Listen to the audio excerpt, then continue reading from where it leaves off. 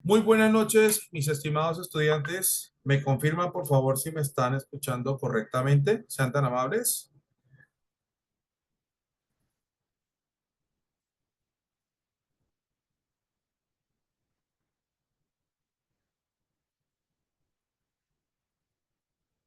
¿Sí? Listo.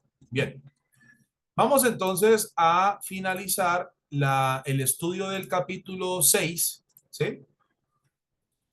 Y luego, eh, y luego vamos inmediatamente a avanzar con el capítulo 7. Permítanme un momento, por favor. Ya les estoy abriendo aquí las presentaciones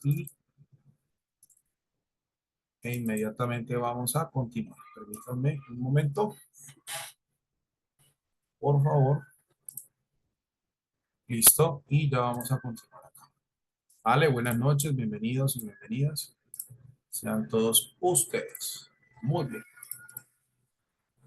Ok. Me confirman, por favor, sean tan amables si están observando lo que les comparto en pantalla. ¿Sí?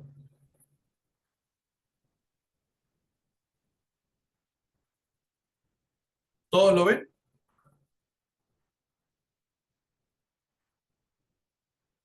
Ok. Vale. Perfecto. Bien. Ayer entonces estábamos estudiando, o ayer habíamos terminado de revisar, ¿sí?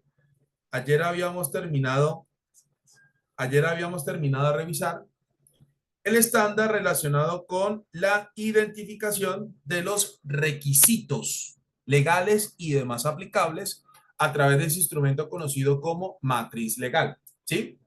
Recuerden ustedes que las necesidades de las partes interesadas y los requisitos legales y normativos aplicables a la actividad económica declarada como alcance del sistema de gestión se asumirán, ¿sí? Se asumirán como requisitos de obligatorio cumplimiento. Bien, entonces, lo que esperan las normas internacionales es simplemente que la empresa, ¿sí? Es simplemente que la organización determine, ¿sí? Simplemente que la organización determine esos requisitos como de obligatorio cumplimiento y los incluye en esta herramienta para hacer una evaluación periódica del cumplimiento de los mismos y se tengan plenamente identificados. Bien. Y con esto evitar pues cualquier falta leve o grave que se pueda materializar en el marco de la implementación del sistema de gestión. ¿Listo? Obviamente, evitando a toda costa, por ejemplo, una omisión, es decir, un incumplimiento de un requisito legal por desconocimiento de la norma, o también una omisión, ¿sí? Una omisión en relación con el cumplimiento de las necesidades alrededor de las expectativas de las partes interesadas, ¿bien? Porque al no cumplir con esas necesidades, entonces eso puede significar que se materialicen circunstancias de inconformidad e insatisfacción por las partes interesadas y bueno, obviamente, pues ustedes ya más o menos saben los efectos que puede causar el no cumplir con esas necesidades según lo que establece la organización. ¿Listo? Bueno, bien. Vamos entonces a pasar con el estándar 6.1.4 que hace referencia a la planificación de las acciones. Aquí, ¿qué es lo que están exigiendo las normas internacionales? Aquí lo que exigen es algo muy, muy sencillo. Lo que tienen que hacer las empresas, una vez identificadas todas las circunstancias de riesgo y oportunidad, tienen que formular acciones. Por eso, del primer instrumento de esa matriz de causa y efecto que vimos al inicio del capítulo 6, al finalizar o según los resultados obtenidos de la identificación y evaluación de las circunstancias de riesgo y oportunidad, al final la empresa tiene que formular acciones para prevenir e intervenir.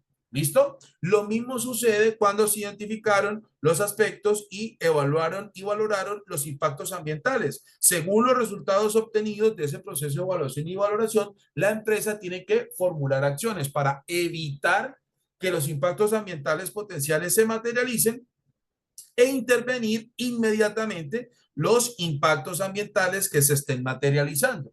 Lo mismo sucede en seguridad y salud en el trabajo. Una vez se hayan identificado los factores de peligro y riesgo laboral y se hayan evaluado estos últimos, es decir, se hayan evaluado o se hayan determinado los niveles de riesgo laboral, entonces, a continuación, lo que tiene que hacer la organización es simplemente formular acciones para evitar que esos riesgos laborales sucedan o en el peor de los, bueno, en el peor de los casos no, e intervenir los factores de peligro, las fuentes de peligro que digamos permitan o que tengan la posibilidad de materializar una circunstancia de lesión o enfermedad laboral. Entonces, lo que nos dice a nosotros aquí las normas internacionales es que tras haber evaluado y valorado las circunstancias de riesgo y oportunidad, la idea es que la información, la organización con esa información o la alta dirección con esa información pueda formular planes de acción, de prevención, mitigación, intervención. Y lo mínimo, mis estimados estudiantes, que se debe garantizar al momento de formular planes de acción es lo siguiente, es decir, todo plan de acción como mínimo debe contener la siguiente información. Primero, ¿qué se va a hacer? Es decir, las acciones que se van a ejecutar. Segundo, que cada acción tenga asignado un responsable o responsables de ejecutar esas acciones. Tercero, los recursos disponibles para ejecutar esas acciones. Y cuarto, las fechas de inicio y final de cada acción. Eso es lo mínimo que piden las normas internacionales al formular un plan de acción. De ahí en adelante, las empresas pueden, bueno, los miembros de la alta dirección tienen la absoluta libertad de incluir más elementos o digamos, o más componentes a ese plan de acción. ¿De acuerdo? Por ejemplo, hay organizaciones que incluyen el establecimiento de índices o indicadores de gestión. Perfecto, está bien, no hay ningún problema. Hay organizaciones que incluyen, por ejemplo, el tema de por ejemplo, riesgos asociados al plan de acción. Está bien, no hay ningún problema. Lo importante es que la alta dirección, como mínimo, asegure, garantice, ¿sí? Que los planes de acción tienen esa información. ¿Qué se va a hacer? ¿Quién o quiénes lo van a realizar? ¿Cuáles son los recursos que se ponen a disposición y las fechas de inicio y final de cada acción? Eso es lo mínimo que piden las normas internacionales al formular planes de acción. ¿Esto les quedó claro? ¿Me confirman, por favor? ¿Sí?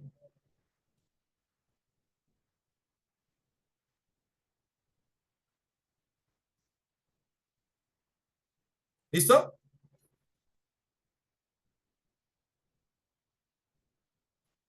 Bien, ok. Y vamos entonces inmediatamente con el último requisito del capítulo 6, que es la formación de los objetivos del sistema de gestión. Aquí, básicamente, las normas internacionales, ¿sí?, establecen la forma de o la manera correcta de formular los objetivos del sistema de gestión. Normalmente las normas internacionales le proponen a las empresas establecer la metodología SMART, ¿sí? ¿En qué consiste la metodología SMART? ¿Sí? O la formulación de objetivos según la metodología SMART. Los objetivos, según esta metodología, tienen que cumplir los siguientes requisitos. Primero, los objetivos tienen que ser específicos, es decir, y ya les muestro unos ejemplos. Cuando alguien tenga contacto con el objetivo, sepa sin ningún tipo de confusión cuál es el resultado que quiere lograr la empresa. Es decir, el mensaje que se transmita en la formulación del objetivo que sea completamente claro, puntual. ¿Listo?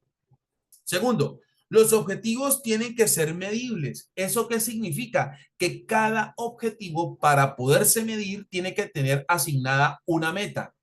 Y esa meta se puede expresar cuantitativamente teniendo en cuenta diversas unidades de medida. Por ejemplo, hay metas que se pueden formular, por ejemplo, en metros cúbicos, metros cuadrados, kilómetros por hora, kilovatios hora, etcétera. O también se pueden formular a través de porcentajes, 20%, 40%, 50%, etcétera, etcétera. Entonces, la idea es que la alta dirección, al formular un objetivo, le asigne un resultado cuantitativo o el resultado cuantitativo que espera lograr. Qué bien, ese resultado cuantitativo perfectamente se puede formular en porcentajes, en unidades de medida, en cantidades específicas, etcétera, etcétera. Al ser medibles esos objetivos y metas, la idea es que estos también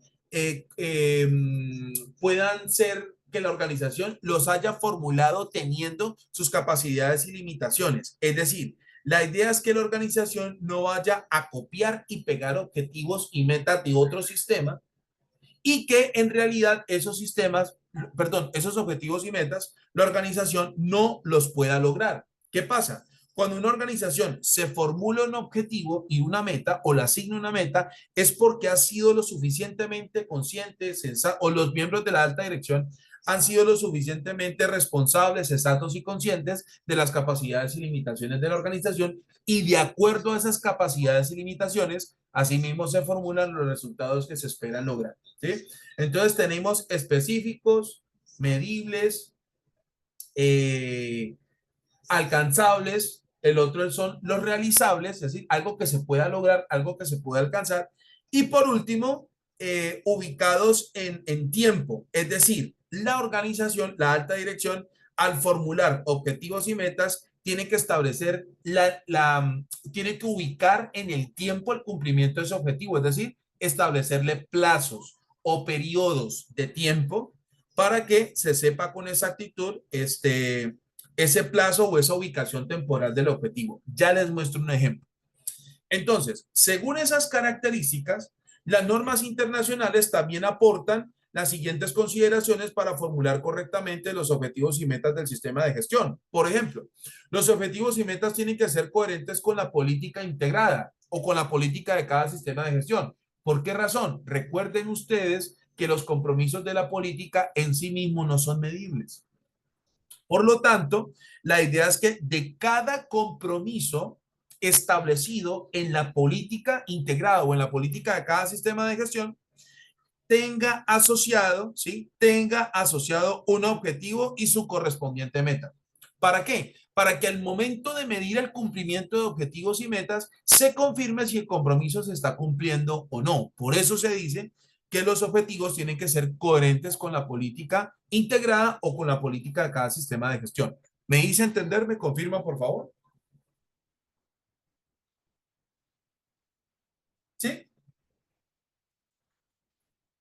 Muy bien. Perfecto. Nuevamente, aquí las normas internacionales dicen que tienen que ser medibles. Precisamente a cada objetivo, como se los acabo de decir, tienen que asignarle una meta. Esa meta, repito, es un valor cuantificable o es un valor cuantitativo, ¿sí? Que tiene que estar expresado o tiene que expresarse en unidades, se puede expresar en unidades de medida, se puede expresar en cantidades específicas, se pueden expresar en porcentajes, como lo desee o lo considere pertinente la alta dirección, para que a ustedes les quede completamente claro. Tienen que tener en cuenta los requisitos aplicables, es decir, lo que exigen las normas internacionales para poderse formular correctamente. Tienen que ser objeto de seguimiento, es decir, cada objetivo del sistema de gestión debe tener asignado un indicador de gestión, un indicador de desempeño, al menos uno, para que frecuente o periódicamente se pueda medir el cumplimiento o la eficacia en el cumplimiento de objetivos y metas. Entonces, cada objetivo debe tener asignado su correspondiente indicador de gestión o su correspondiente indicador de desempeño.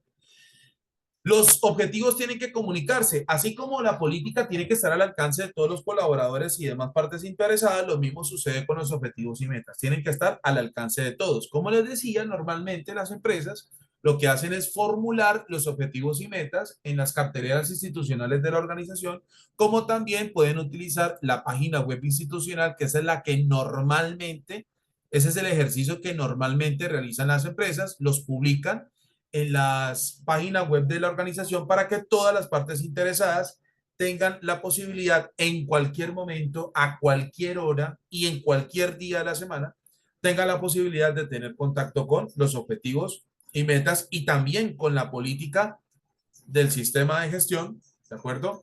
Y por último, actualizarse según corresponda. ¿Según corresponde en qué sentido? La organización tiene perfectamente la posibilidad de establecer las circunstancias en las que ameritan una actualización en los objetivos y metas. Por ejemplo, los miembros de la alta dirección perfectamente pueden decir que los objetivos y metas se actualizarán después de haber realizado la revisión por la dirección. Perfecto, no hay ningún problema. Los objetivos se revisan anualmente y deben cambiar cuando se llega a la meta. Paola, no necesariamente tienen que cambiar anualmente. La alta dirección puede perfectamente establecer las circunstancias de actualización de los objetivos y metas, como les estaba diciendo. Puede ser tras haberse realizado la revisión por la dirección, que ese ejercicio de revisión por la dirección puede hacerse una vez al año. ¿De acuerdo? Y está bien, perfecto.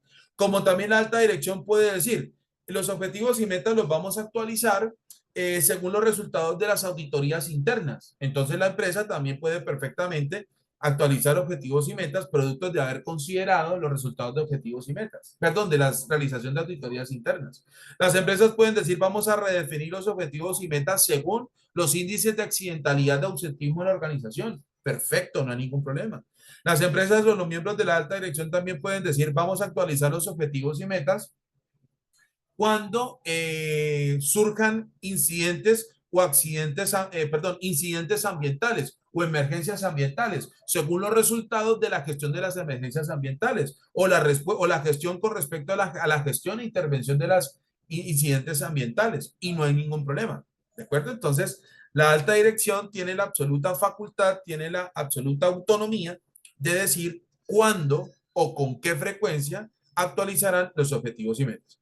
Entonces, para mostrarles un ejemplo de objetivos y metas para un sistema de gestión, se los voy a mostrar a continuación. Permítanme un momento, por favor. Y aquí aquí está.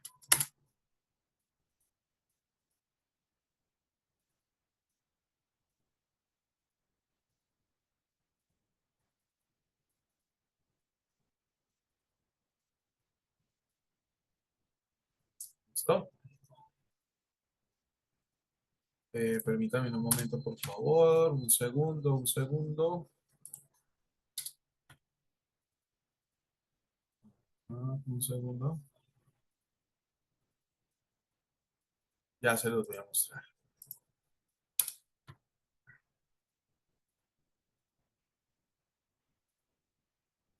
Listo. Ahí está. ¿Me confirman todos, por favor, sean tan amables si están observando lo que les comparto en pantalla? ¿Todos lo ven?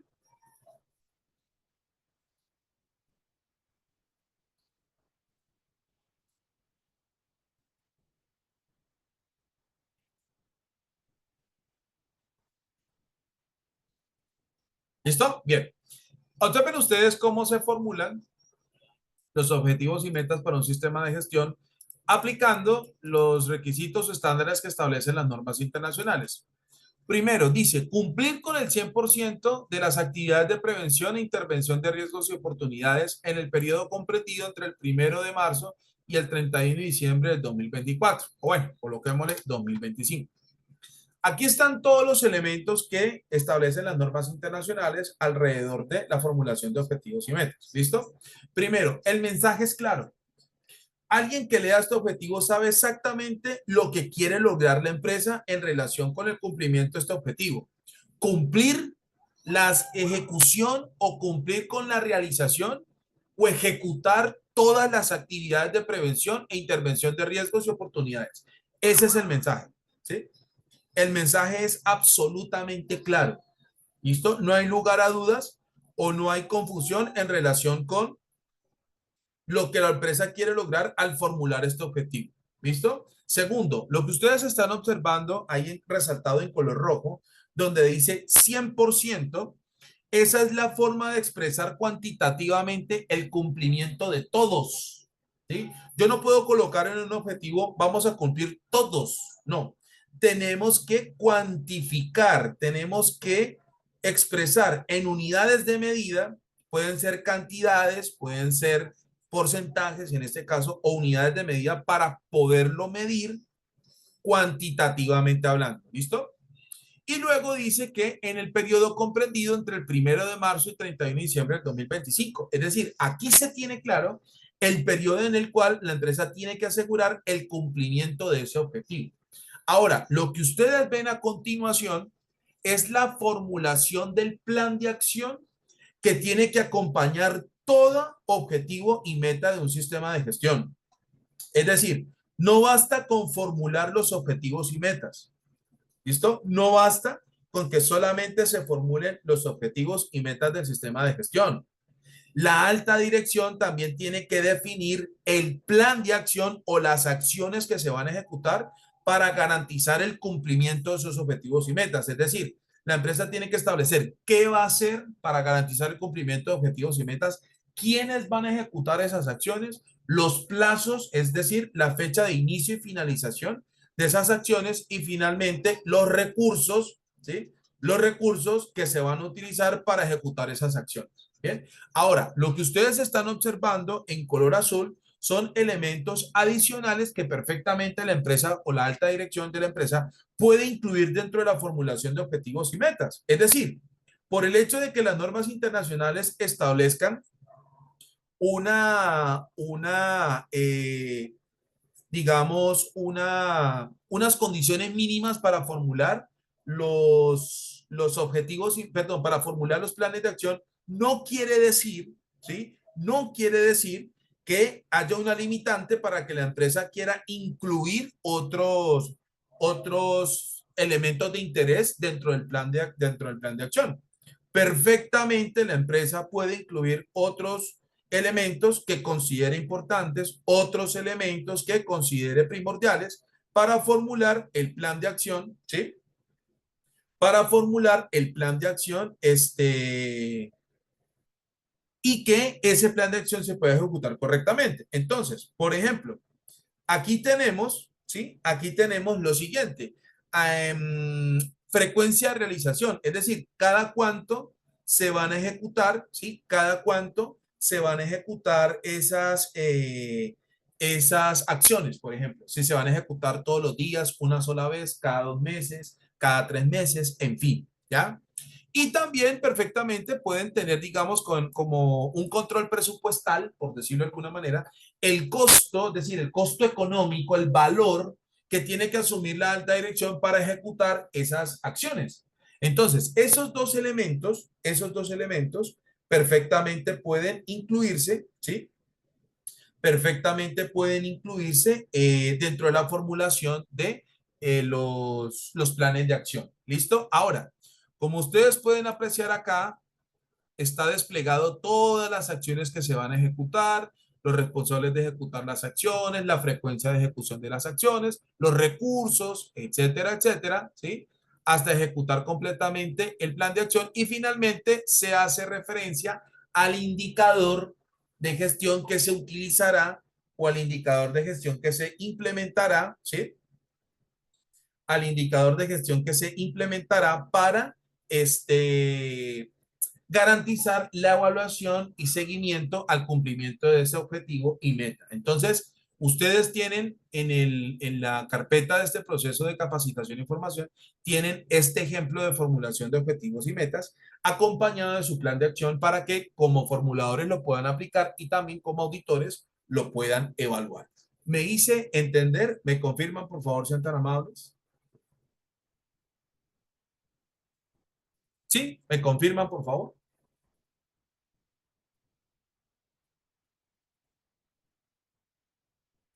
¿Listo? ¿Alguien tiene alguna pregunta hasta acá? Sean tan amables.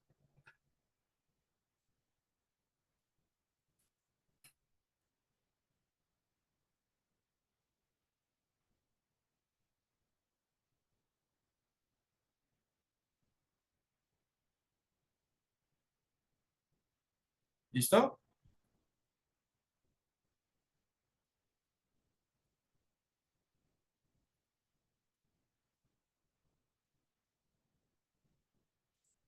Bien, ok, muy bien,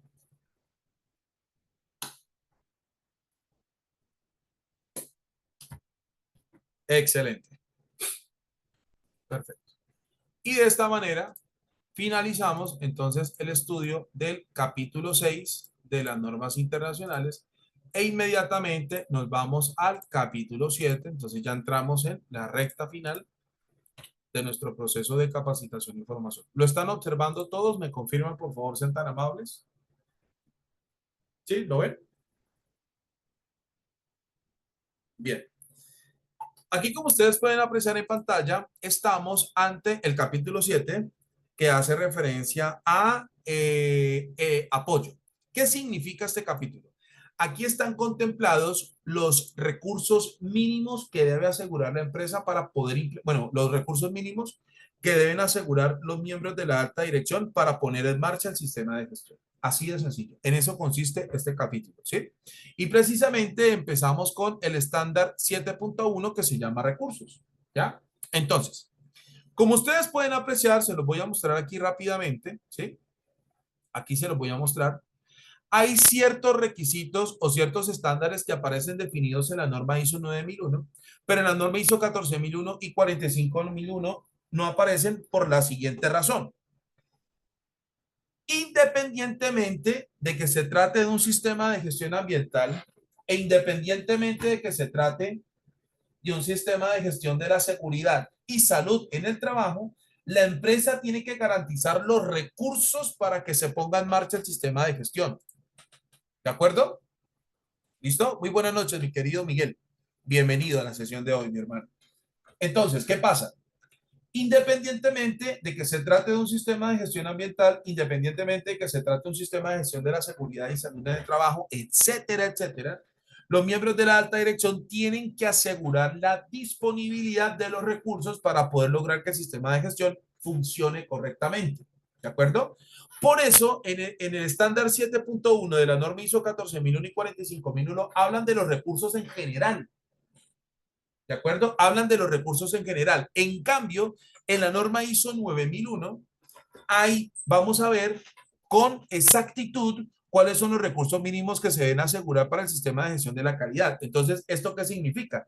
Significa que estos requisitos que están acá en la norma ISO 9001, a pesar de que son requisitos que aparecen solo en esa norma internacional, se pueden considerar como homólogos, es decir, como aplicables para los demás sistemas de gestión y se los voy a explicar a continuación. Por ejemplo, tenemos el estándar 7.1.2 que dice personas. ¿En qué consiste ese requisito? La alta dirección tiene que asegurar el debido proceso de convocatoria, reclutamiento, selección y contratación de personal. ¿Para qué? Para que las personas que se vinculen a la organización tengan las competencias, es decir, las habilidades, destrezas, conocimientos, conductas, actitudes y aptitudes propias de la actividad económica a la que se dedica la empresa.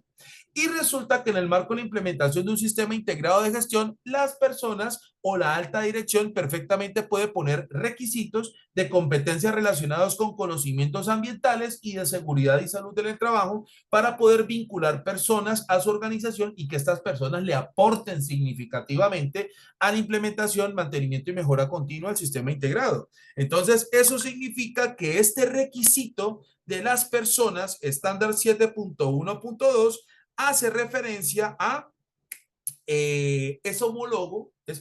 perdón, o es homologable a las demás normas internacionales. ¿Me hice entender? ¿Me confirman, por favor?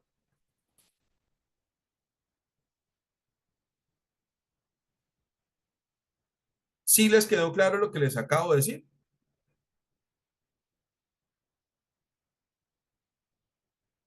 Bien, ok. Por esa razón, en la norma ISO 14001 y 45001, 45001 habla de los recursos en general. Estas normas internacionales, digamos que no se enfocan tanto en el tipo de recurso, sino que hablan recursos en general. En cambio, en la norma ISO 9001, sí nos dicen a nosotros con mayor exactitud cuáles son los recursos que se deben garantizar. Y empezando por las personas. Entonces, ¿cuál es la evidencia que debe demostrar la alta dirección para garantizar el cumplimiento de la conformidad de este requisito?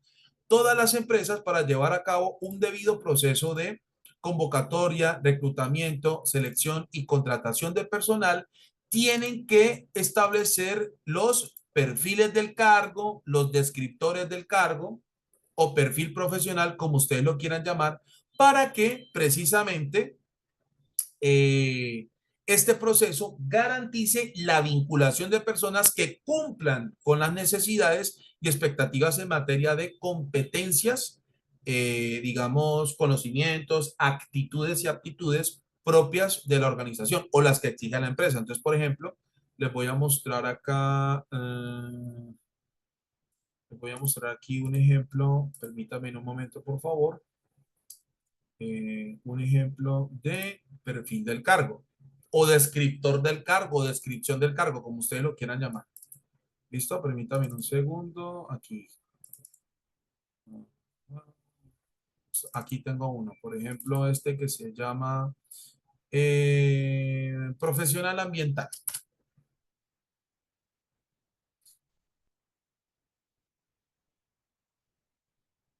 Listo.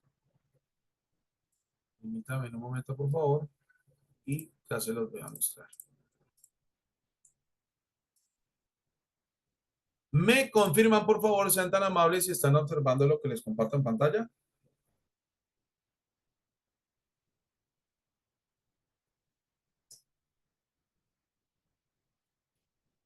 ¿Listo? Bien. Ok, vale. Observen ustedes, este cargo se llama perfil profesional. Este tiene un nivel jerárquico de inspección y supervisión. Aquí están los objetivos del cargo, las funciones que tiene que ejecutar la persona rutinariamente, ¿sí? Y aquí al final están los requisitos, ¿sí? Los requisitos en cuanto a educación, formación, habilidades entre blandas y duras y la experiencia o trayectoria laboral que como mínimo debe reunir esa persona o el candidato que pretenda la organización seleccionar para ocupar el cargo de profesional ambiental. Entonces, aquí está la educación, aquí están los requisitos de formación, educación, las habilidades blandas y duras. ¿A qué hacen referencia las habilidades blandas y duras? Las habilidades blandas son aquellas habilidades que tiene la persona para poder interactuar con sus semejantes. Entonces hablamos de liderazgo, hablamos de comunicación asertiva, organización, trabajo en equipo, resolución de conflictos, ética profesional, capacidad de respuesta, adaptabilidad, es decir, son, digamos que, habilidades que van, digamos, relacionadas con la interacción con los semejantes o la interacción con sus semejantes, ¿listo? Y las habilidades duras son las que tienen que ver con las habilidades adquiridas a través de conocimientos técnicos o conocimientos adquiridos en actividades de capacitación e información que dan la materialización a conocimientos técnicos. Por ejemplo, que la persona tiene que tener conocimientos en normas internacionales, eso es una habilidad dura. Que la persona tenga conocimientos en investigación, caracterización y análisis de accidentes de trabajo, eso es una habilidad dura. Que la persona tenga conocimientos en formulación de proyectos, esa es una habilidad dura, etcétera, etcétera. Entonces, en este caso, los miembros de la alta dirección pueden perfectamente, ¿sí? Pueden perfectamente determinar las habilidades blandas y duras que consideren pertinentes para el cargo y que garanticen que esas habilidades aportarán, ¿cierto?, a la implementación, mantenimiento y mejora continua del sistema de gestión, como también aportarán considerablemente a la puesta en marcha o al desarrollo de los procesos al cual haga parte ese cargo o ese rol descrito ahí en este documento. Entonces, la evidencia que debe mostrar la organización es la constitución, la formulación del perfil del cargo, perfil profesional o descriptor del cargo, en donde se incluyan todas estas características, en donde se incluyan todos estos requisitos. Hasta ahí me hice entender, me confirma, por favor.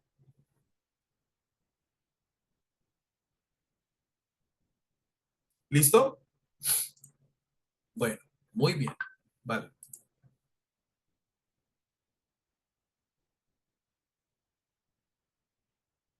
Regáleme un momento, por favor.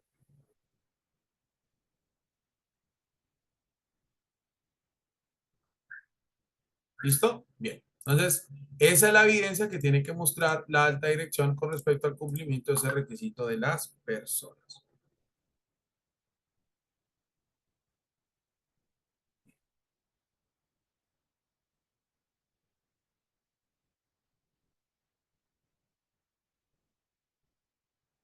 Listo. Vamos ahora con el siguiente estándar. Aquí. Con el estándar 7.1.3 que hace referencia a la infraestructura. ¿A qué hace referencia este requisito? Los miembros de la alta dirección tienen que garantizar la disponibilidad y mantenimiento de los equipos, herramientas, vehículo, maquinaria, instalaciones físicas como oficinas o lugares de trabajo en donde se vayan a ejecutar o se vayan a operar los procesos y también, obviamente, en el desarrollo de el sistema de gestión. ¿Sí? ¿Listo? Entonces, en ese caso, este recurso de infraestructura también es aplicable a los demás recursos que exigen el sistema de gestión ambiental y el sistema de gestión de seguridad y salud en el trabajo. ¿Por qué razón? Recuerden ustedes que a partir de el desarrollo o la operación de los procesos en las instalaciones de la organización, la empresa va a interactuar con el medio ambiente y, perdón, va a interactuar con los recursos y con los entornos naturales presentes en ese lugar de trabajo. Adicional a eso, las personas que utilicen maquinarias, equipos, herramientas y demás, van a materializar, ¿sí? O materializarían impactos ambientales, ¿cierto? Aspectos e impactos ambientales, como también al interactuar con herramientas, equipo, maquinaria, vehículos y demás, se podrían materializar los factores de peligro y por ende los riesgos laborales. ¿Sí? Entonces, ¿qué pasa? La organización, ¿sí? La organización, eh, los miembros de la alta dirección tienen que asegurar la disponibilidad de los recursos de infraestructura para que los procesos puedan operar correctamente y por lo tanto se puede implementar el sistema de gestión. Entonces, ¿cuáles en este caso las exigencias que establecen las normas internacionales al respecto? Las exigencias que establecen las normas internacionales al respecto son las siguientes. Los miembros de la alta dirección, en primer lugar, tienen que garantizar el establecimiento de la constitución del inventario de activos. ¿Ustedes saben qué es un activo para una empresa? Sí.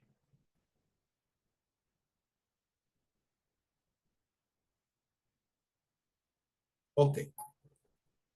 Un activo para una empresa, básicamente es aquel recurso, llámese equipo, herramienta, maquinaria, vehículo, hasta las mismas instalaciones que utiliza la organización para llevar a cabo su actividad económica. Eso es todo. Entonces, lo que tiene que hacer la alta dirección es crear una base de datos en donde se puedan ver todos los recursos de infraestructura que utiliza para su actividad económica. Es decir, la alta dirección tiene que elaborar el inventario de activos para que quede absolutamente claro cuáles son los recursos de infraestructura que ha puesto a disposición para el desarrollo de su actividad económica y por ende la implementación de su sistema de gestión. Hasta ahí me hice entender, me confirma, por favor.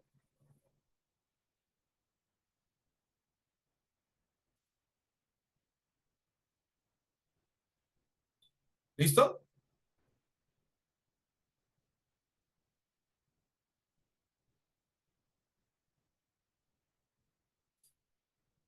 Bien,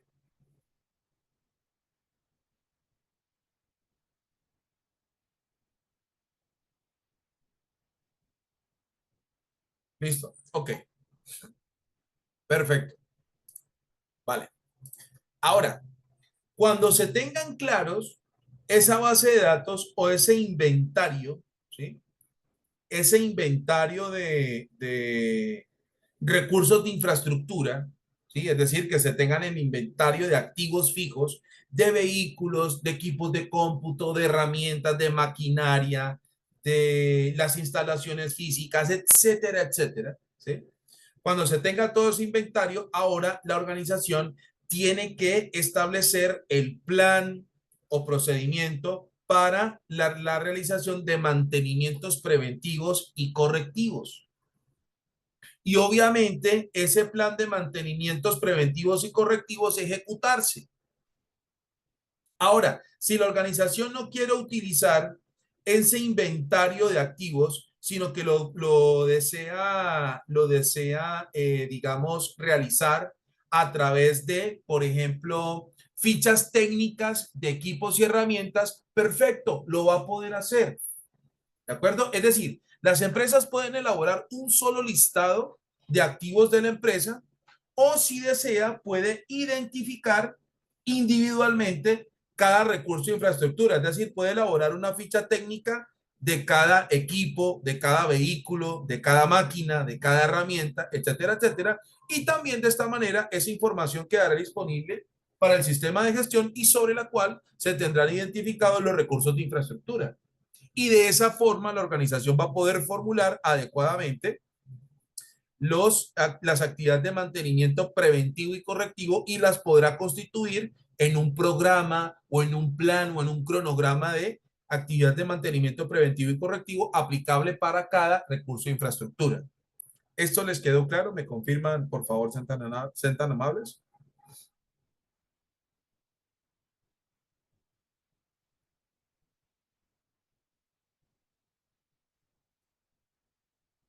¿Listo?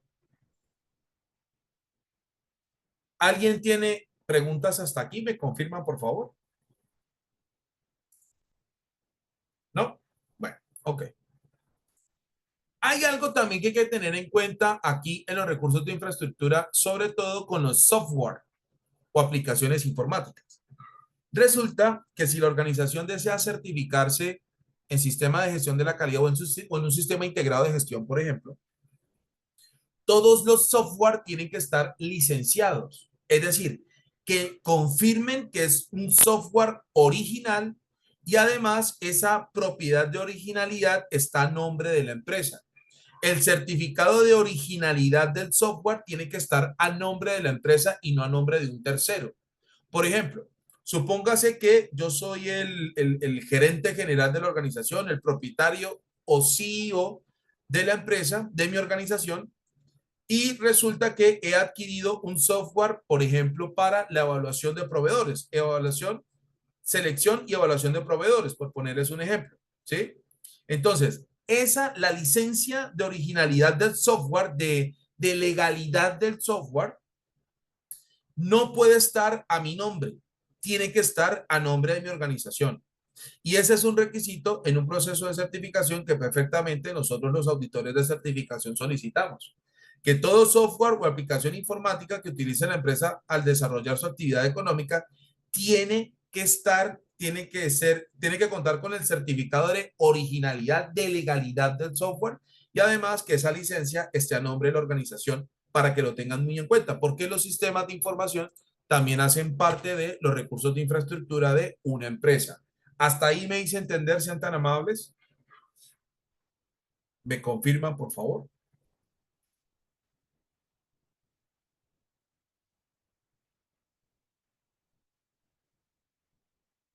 ¿Listo? Bien. Vamos a continuar entonces con el estándar 7.1.4 que hace referencia al ambiente para la operación de los procesos. Este también es un requisito homólogo a los demás sistemas de gestión. ¿Por qué razón? Porque los ambientes para la operación de los procesos simple y sencillamente hablan de los lugares de trabajo. Eso es todo, ¿sí? Es decir, en los puestos de trabajo tienen que estar las condiciones adecuadas para que los procesos funcionen correctamente. Así de sencillo. ¿Qué significa? Que cualquier factor ambiental, de seguridad e higiene industrial puede perfectamente comprometer la calidad de los productos y servicios. Entonces, en este caso, ¿sí? Este requisito es absolutamente homologable para las demás normas internacionales porque estamos hablando de los puestos de trabajo. Entonces, ¿qué es lo que exige la norma ISO 9001 al respecto? Que todos los puestos de trabajo o los sitios o los espacios abiertos o cerrados donde la organización lleve a cabo su actividad económica tienen que estar bajo control de la organización.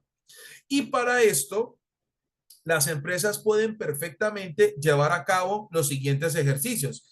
Inspecciones a los puestos de trabajo, pueden llevar a cabo evaluaciones a los puestos de trabajo, pueden llevar a cabo análisis de puesto de trabajo, pueden realizar mediciones higiénicas y ambientales y cualquier otro mecanismo de evaluación de las condiciones del ambiente laboral en donde los colaboradores ejecutan los procesos, ¿cierto? Que harán parte del sistema de gestión.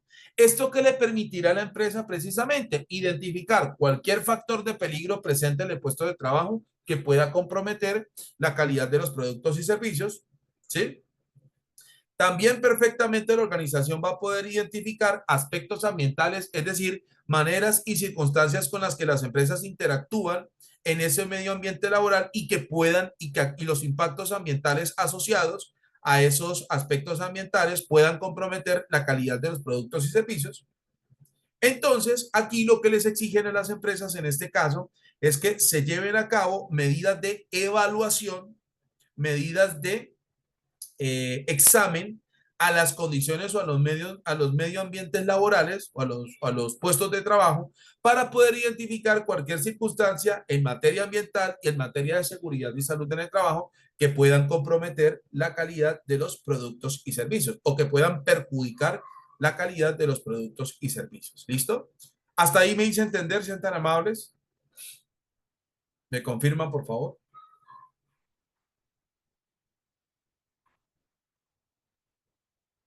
Bien. Bueno, ok. Vale. Obviamente, las evidencias de la realización de una inspección a un puesto de trabajo, la realización de una evaluación de puesto de trabajo, la aplicación de mediciones higiénicas ambientales, obviamente tienen que resguardarse, ¿cierto? En el marco de la implementación de un sistema integrado de gestión.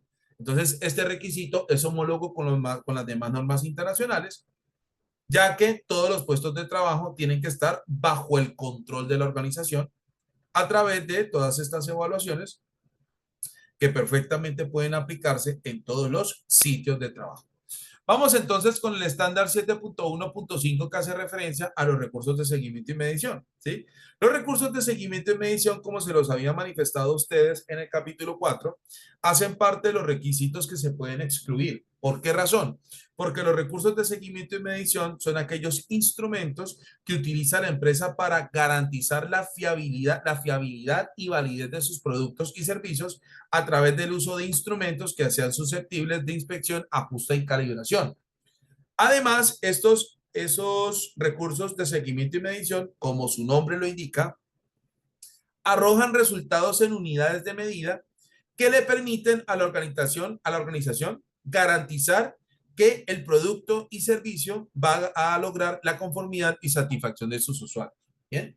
Entonces, no todas las empresas utilizan recursos de seguimiento y medición. ¿Qué recursos de seguimiento y medición podemos encontrar? Por ejemplo, una báscula, un luxómetro, que es un instrumento para medir los lumens o la intensidad de la luz en un puesto de trabajo. Eh, los, eh, los medidores, los explosímetros, por ejemplo, que son los instrumentos que utilizan las empresas para medir la acumulación de gases y vapores peligrosos o inflamables en el puesto de trabajo. Por ejemplo, cualquier otro instrumento que sea susceptible a inspección, ajuste y calibración se entenderá o se asumirá como recurso de seguimiento y medición. Entonces, eso significa que no todas las empresas utilizan recursos de seguimiento y medición para llevar a cabo su actividad económica. Por lo tanto, existe la posibilidad de que este recurso se excluya. ¿Me hice entender? ¿Me confirma, por favor?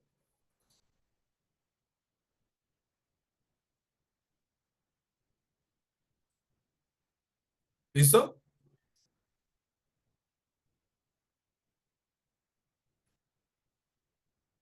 Bien, ok. Entonces, una empresa que no utilice recursos de seguimiento y medición puede perfectamente excluir este requisito y recuerden ustedes dar los argumentos, dar las razones, ¿cierto? por las cuales se excluye ese requisito. Bien, entonces les voy a mostrar un ejemplo de cómo una empresa puede declarar la no aplicabilidad de ese requisito. Recuerden que este material que les voy a mostrar está contenido en la carpeta del material de trabajo, ¿vale? Permítanme un momento y aquí está, acá.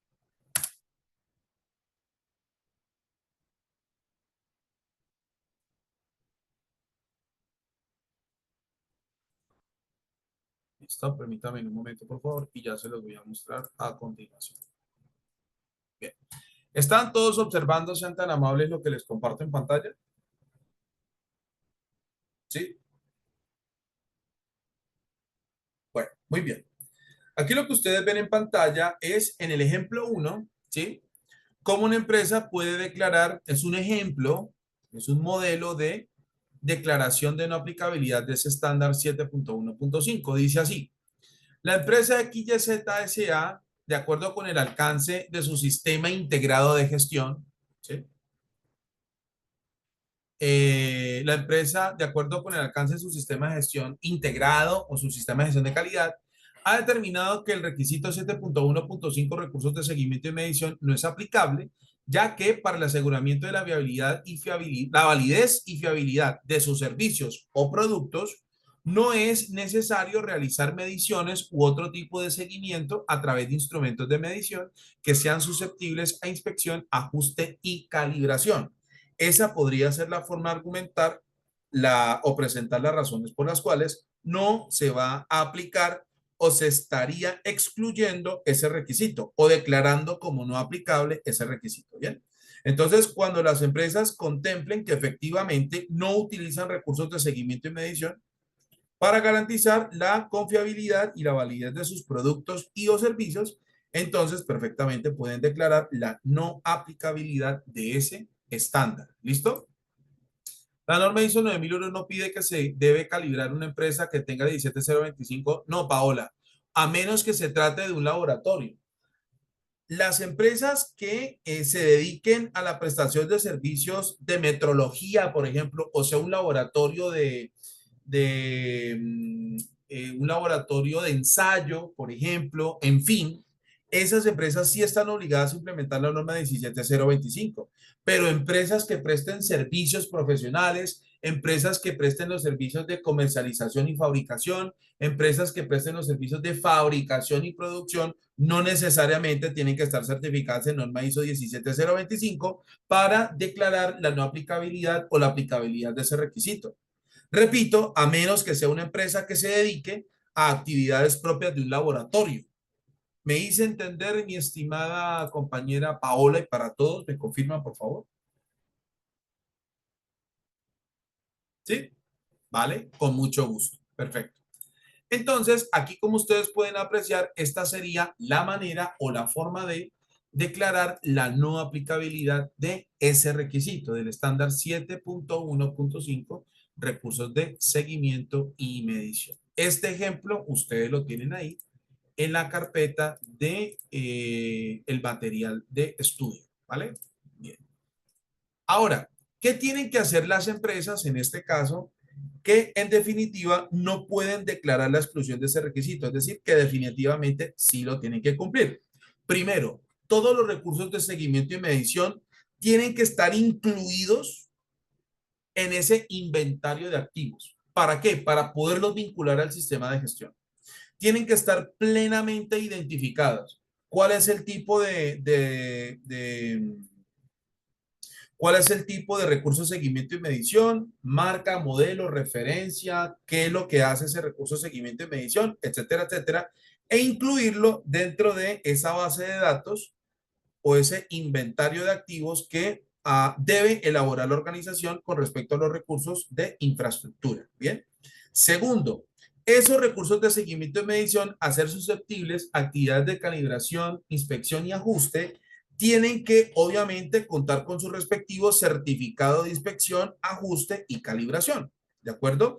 Por lo tanto, la empresa tiene que formular o dentro del plan de mantenimientos preventivos y correctivos, tiene que elaborar una especie de cronograma de inspecciones o un cronograma o un programa de inspecciones para que esas actividades de inspección se realicen de acuerdo con las condiciones y características definidas por el fabricante, porque los que establecen la frecuencia de realización de las actividades de inspección, ajuste y calibración es el propio fabricante. Entonces el fabricante allí claramente dice cada cuánto tienen que calibrarse, inspeccionarse y ajustarse el equipo, con qué frecuencia, inclusive bajo qué estándares se tienen que eh, inspeccionar y calibrar, etcétera, etcétera. ¿Listo? Entonces, eso tiene que ir incluido dentro del plan de mantenimiento, dentro del plan de mantenimiento preventivo y correctivo, en donde se quede o se deja absolutamente claro la necesidad de realizar estas actividades de inspección, ajuste y calibración. ¿Bien? Y por supuesto, estos recursos de seguimiento y medición, cuando se hayan enviado, ¿sí? Cuando se hayan enviado a las actividades de inspección, ajuste y calibración, entonces el laboratorio que les haya prestado el servicio, esos servicios de inspección, ajuste y calibración, tiene que entregarles el certificado de calibración. Es decir, cada recurso de seguimiento y medición debe contar con su respectivo certificado de calibración, obviamente actualizado. ¿Listo? Hasta ahí me hice entender. ¿Me confirma, por favor, sean tan amables?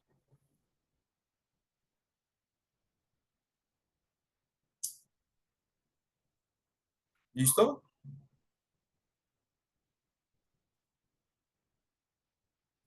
¿Tienen alguna pregunta hasta acá? ¿Me confirman, por favor, sean tan amables?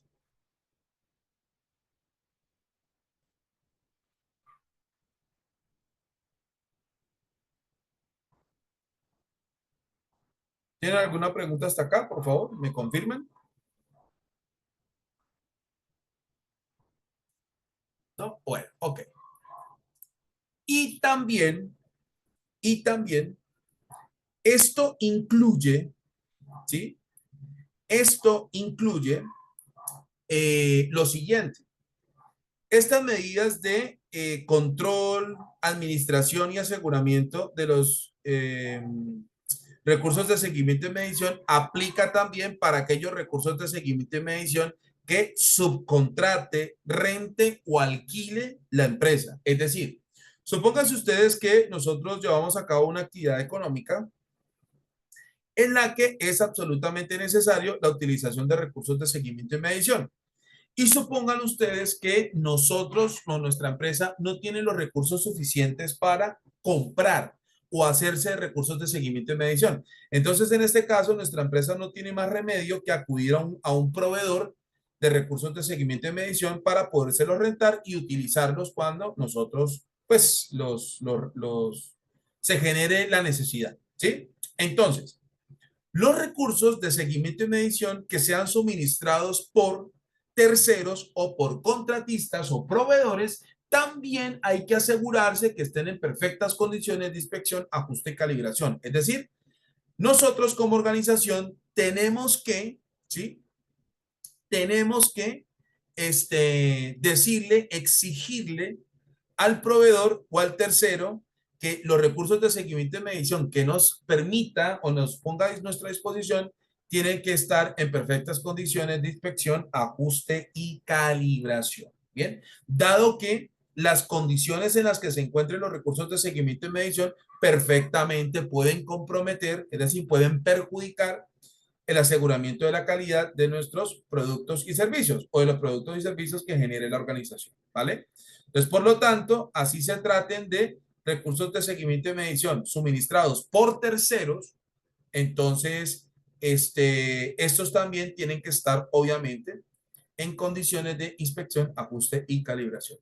Me dice entender, ¿me confirman, por favor, sean tan amables?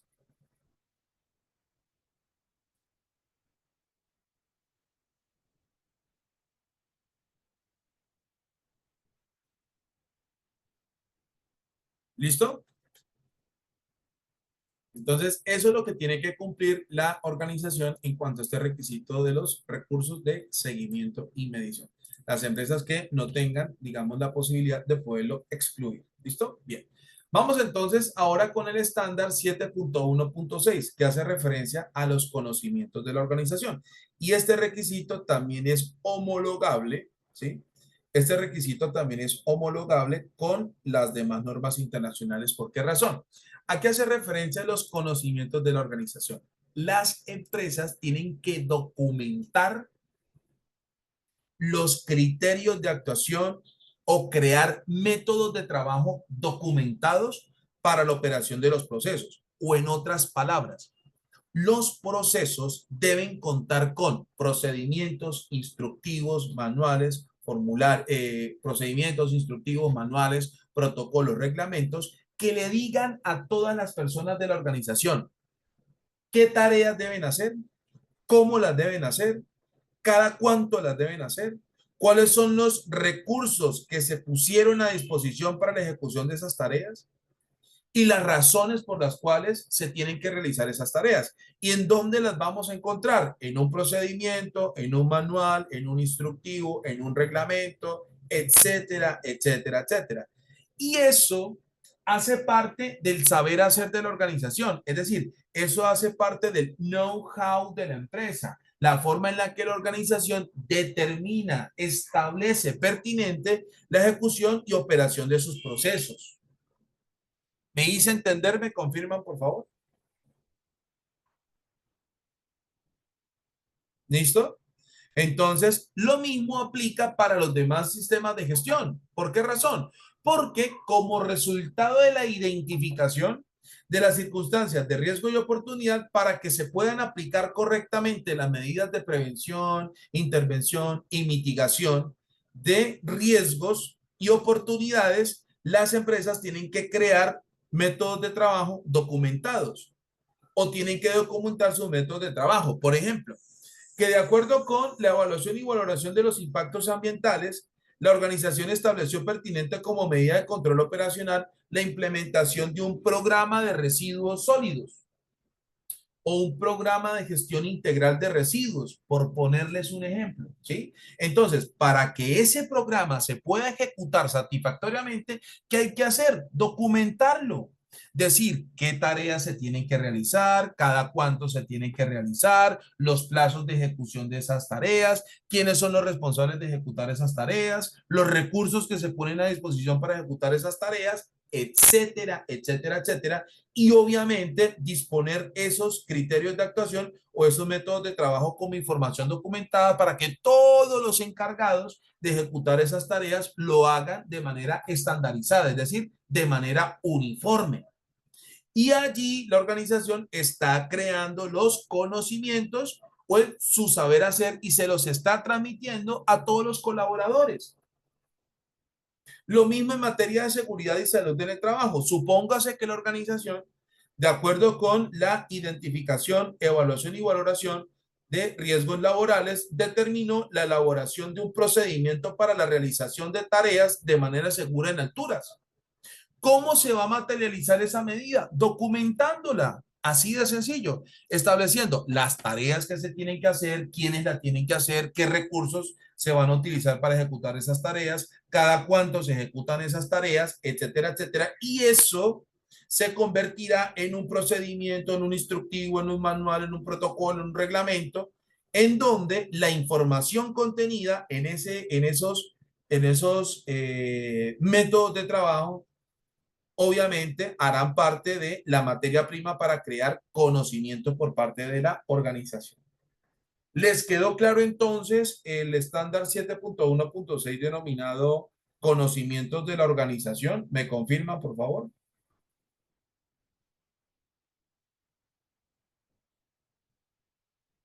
¿Listo?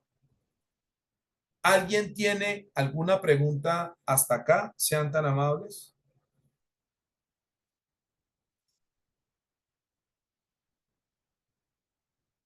¿Listo?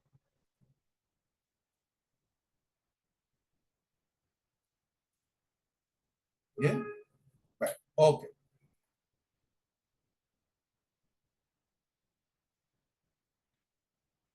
Listo.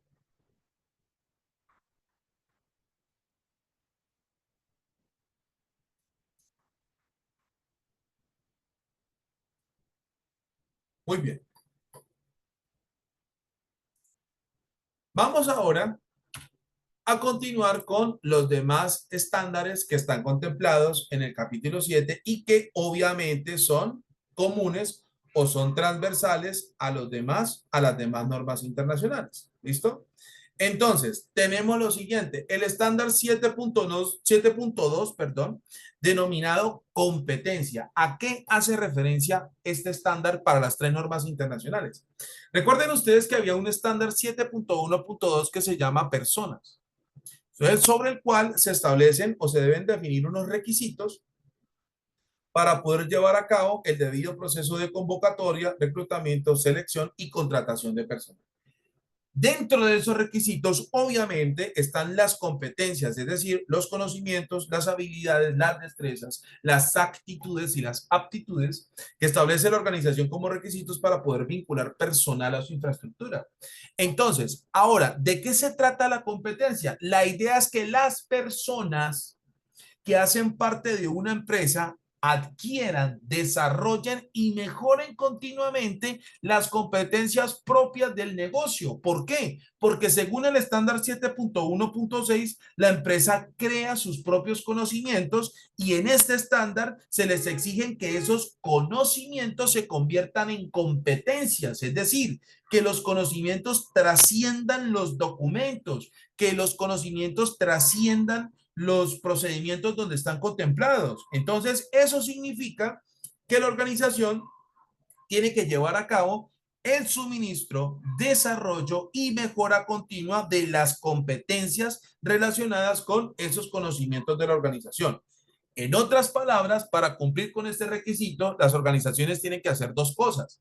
La primera, formular un plan, un programa de capacitación, formación, entrenamiento, de acuerdo con los requisitos establecidos en ese perfil profesional o según las competencias determinadas en ese descriptor del cargo, descripción del cargo o como ustedes lo quieran llamar. Bien. Entonces, ahí, con esa información, las empresas lo que van a hacer es poder determinar específicamente las actividades de capacitación, formación y entrenamiento que tienen que ejecutar para la adquisición, desarrollo y mejora continua de las competencias. Y estoy hablando de las competencias en calidad, ambientales y de seguridad y salud en el trabajo. Además, las actividades de capacitación, formación y entrenamiento tienen muchas fuentes de información, dentro de las cuales, dentro de las que más se destacan, es los resultados obtenidos de la identificación y análisis de circunstancias de riesgo y oportunidad. Dado que todas las medidas para la prevención de circunstancias de riesgo y maximización de oportunidades, como ustedes lo vieron en las matrices que estudiamos el día de ayer, allí están contemplados todos los planes de acción precisamente para evitar las circunstancias de riesgo y maximizar los beneficios o los resultados positivos que traerían las oportunidades. Entonces, a partir de esos criterios de actuación, al convertirlos en métodos de trabajo documentados, ahí está toda la materia prima para que las personas adquieran, desarrollen y mejoren continuamente las competencias. ¿Me hice entender hasta ahí? ¿Me confirman, por favor, sean tan amables?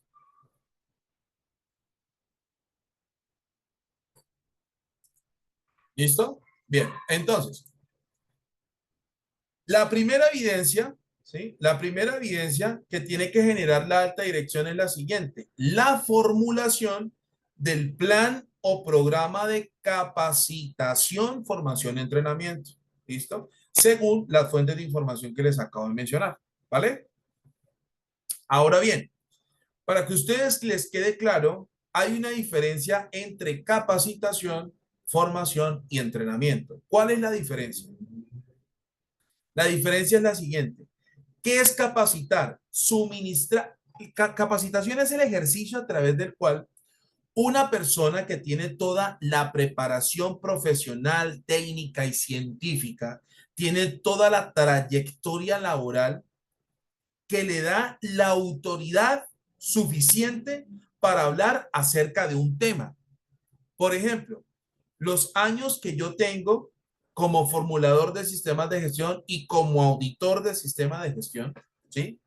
Los 18 años que tengo en el lomo, como se dice coloquialmente, más los posgrados que yo tengo en relación con sistemas de gestión y obviamente, digamos, toda la formación y experiencia como instructor de la CIL que tengo me han dado el aval a mí el día de hoy para poderles a ustedes compartir información acerca de los sistemas de gestión, los cuales esos conocimientos o esa información la estamos difundiendo a través de medios de interacción, como el que ustedes están en este momento, ¿sí? Todos estamos interactuando a través de la plataforma Zoom, estamos utilizando el software o el aplicativo PowerPoint, estamos proyectando las presentaciones a través de PowerPoint y con esto estamos difundiendo conocimiento, estamos difundiendo información específica o relacionada con los sistemas de gestión. ¿Bien? Entonces, a eso hace referencia la capacitación. ¿Les quedó claro? ¿Me confirman, por favor?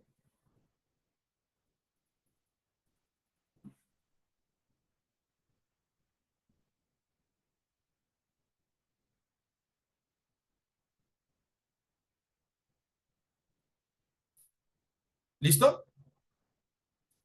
Muy bien, vale. Eso es la capacitación. ¿Qué es la formación? La formación es el periodo en el cual la persona que acaba de participar en una capacitación empieza a digerir la información. En eso consiste la formación. Es cuando la persona tiene la oportunidad de indagar, es cuando tiene la oportunidad de preguntar por qué sí, por qué no, de hacer sus propias investigaciones, de hacer sus propias consultas, de contrastar la información que acaba de obtener en la capacitación con con otras fuentes de información, con otros expertos, consultar bibliografía, etcétera, etcétera, etcétera. Y eso le permite a la persona poder crear sus fundamentos, sus conocimientos, empieza a asentar las bases estructurales para que esta persona empiece a generar esos conocimientos, esos conceptos, esos términos en su pensamiento y pueda comprender, pueda digerir de mejor manera toda la información suministrada en un proceso de capacitación. Bien, entonces, obviamente las etapas de formación son, o la etapa de formación es fundamental para cualquier colaborador o para cualquier persona que haya pasado por un proceso de capacitación y formación. Y finalmente tenemos la etapa de entrenamiento. La etapa de entrenamiento es cuando la persona, ¿sí? Es cuando la persona pone en práctica, ¿sí? Pone en práctica los conocimientos adquiridos tanto a través de las etapas de capacitación y formación. Y para eso, las empresas tienen que garantizar el entrenamiento de los colaboradores en tres escenarios fundamentales. El primero, que la organización le dé la oportunidad a la persona de poder utilizar sus conocimientos en el desarrollo de sus funciones y responsabilidades, que digamos sería el primer escenario, que es cuando una persona ha sido contratada o vinculada a una organización y le dan la oportunidad de poder desarrollar algún rol dentro de la misma y para eso va a utilizar los conocimientos adquiridos en las etapas de capacitación y formación. Bien. El segundo escenario es cuando a la persona se le dé la responsabilidad, bien sea para formular o bien sea para ejecutar o bien sea para coordinar la ejecución de un proyecto, ¿sí? Que le deje en sus manos la organización. Y luego, o por último, tendríamos el tercer escenario, que es cuando la persona tiene que tomar decisiones importantes en una situación que le sea bastante exigente o una situación de alta exigencia. ¿De acuerdo? Entonces, en esos tres escenarios, las personas deberían utilizar los conocimientos adquiridos en las etapas de capacitación y formación. Bien, entonces ese escenario de capacitación, formación, entrenamiento, la organización lo tiene que asegurar para que se puedan suministrar suministrar, desarrollar y mejorar continuamente las competencias. ¿Listo? Ahora bien, eso es lo primero, que la empresa tiene que contar con ese programa de capacitación, formación y entrenamiento. Y segundo, las empresas tienen que evaluar periódicamente, ¿sí? Las empresas tendrán que evaluar periódicamente el desempeño laboral por competencias. No se trata de evaluar solamente que la persona cumple con las funciones y responsabilidades asignadas, no. Se trata de que la persona, la organización, la alta dirección, se asegure de evaluar el desempeño laboral a través de la eficacia en la aplicación de las competencias en los tres sistemas de gestión o en el sistema de gestión que está implementando para saber si en realidad la persona ha adquirido, desarrollado y mejorado continuamente dichas competencias. Entonces, aquí hay que solicitar dos evidencias. Primero, la formulación de ese plan de capacitación, formación, entrenamiento, que ustedes tienen varios modelos en las carpetas o en la carpeta de este proceso de formación. Obviamente, segundo, la ejecución de esas actividades de capacitación y formación, las evidencias que confirmen la realización o puesta en marcha de esas actividades de capacitación y formación, puede ser a través de actas de reunión, registros de asistencia, etcétera, etcétera, y también que la organización pueda aplicar la evaluación de desempeño laboral por competencias. ¿Listo? Hay muchísimos métodos que pueden aplicar las organizaciones al respecto, ¿sí? Hay muchísimos métodos que las empresas pueden aplicar para poder evaluar el desempeño laboral por competencias, ¿sí? Por ejemplo, hay un modelo que se llama evaluación 360 que evalúa muchos aspectos en materia de competencia laboral, etcétera, etcétera. ¿Bien? ¿Les quedó claro lo que les acabo de decir? ¿Me confirman, por favor, sean tan amables? ¿Listo? Bien. Vamos ahora con el estándar 7.3 que tiene que ver con la toma de conciencia. Atentos y atentas, por favor. La toma de conciencia hace referencia a que la alta dirección tiene que llevar a cabo la convocatoria y ejecución de mesas de trabajo en donde la alta dirección presente el sistema de gestión. O dicho en otras palabras, los miembros de la alta dirección tienen que llevar a cabo, ¿sí?, reuniones, actividades de capacitación, formación, entrenamiento, comités, mesas de trabajo, etcétera, etcétera, en donde se hable acerca del sistema de gestión. Por ejemplo, en esas mesas de trabajo se debe la alta dirección presentar la política de calidad, la política ambiental, la política de seguridad y salud en el trabajo o simplemente la política integrada. Por ejemplo, ¿sí?, en esas mesas de trabajo tienen que hablarse de la importancia, ¿sí?, de la importancia de garantizar el cumplimiento de las necesidades y expectativas de las partes interesadas. Los miembros de la alta dirección tienen que presentar y divulgar la importancia de cumplir con los objetivos y metas del sistema de gestión. La importancia o explicarles qué es una circunstancia de peligro y riesgo laboral, qué es una circunstancia de riesgo para un sistema de gestión, qué significa un aspecto de impacto ambiental. Recordarles la importancia de garantizar la conformidad y satisfacción de los usuarios. Recordarle cuáles son los riesgos de no asegurar el cumplimiento de las necesidades y expectativas de los usuarios. Es decir, en esas actividades de capacitación, formación, entrenamiento, en esas mesas de trabajo, la alta dirección tiene que presentar el sistema de gestión, tiene que hablar del sistema de gestión y motivar a los colaboradores de la empresa a vincularse al sistema de gestión mediante estas actividades de capacitación o de liderazgo y compromiso gerencial. Bien. Ahora, obviamente cuando se realizan estas actividades de capacitación e información en donde se divulga el sistema de gestión, se presenta el sistema de gestión, la alta dirección obviamente tendrá que reunir las evidencias de la ejecución de estas actividades. Entonces, aquí entrarán nuevamente los registros de asistencia, las actas de reunión, un informe de gestión, como lo quiera documentar la alta dirección, pero sobre todo, mis estimados estudiantes, pero sobre todo lo siguiente. Hay dos formas de evaluar la conformidad de este requisito en una auditoría, ¿sí? La primera es solicitando las evidencias precisamente de la realización de estas mesas de trabajo, de la realización de estas reuniones ejecutadas por la alta dirección. Nadie más las puede ejecutar, ¿sí? O un representante de la alta dirección puede ser un mando medio o puede ser el responsable del sistema de gestión, pero procurar que la alta dirección sea la que más participe en estas actividades para que les quede claro. ¿Listo? Ahora, ¿cuál es la segunda forma de evaluar este requisito? Nosotros los auditores perfectamente podemos llamar a cualquier colaborador de la empresa y hacer las siguientes preguntas. Dama, caballero, ¿usted conoce la política del sistema de gestión?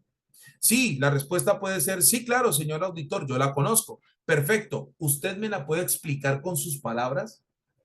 A mí lo que menos me interesa como auditor es que la persona a mí me responda al pie de la letra o me rece al pie de la letra el texto de la política del sistema de gestión. Eso es lo que menos me interesa.